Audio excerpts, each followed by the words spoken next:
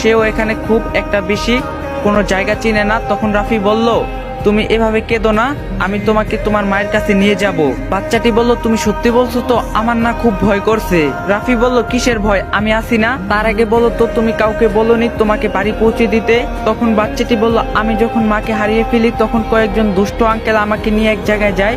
ওরা বলছিল আমাকে অনেক চকলেট দিবে আর মায়ের কাছে নিয়ে যাবে, কিন্তু তারা আমাকে একটা রুমে আটকে রাখে আর আমাকে কিছু খেতে দেয় না। তারপর আমি তাদের থেকে লুকিয়ে পালিয়ে এসেছি, কিন্তু এখন আমার অনেক ভয় করছে। রাফি বলল, তুমি চিন্তা করো না, আমি তোমাকে তোমার বাড়িতে পৌঁছে দেব। তা তোমার নাম কি? তখন বাচ্চাটি বলে, আমার নাম রিয়াজ, কিন্তু সবাই আদর করে রিজু বলে ডাকে।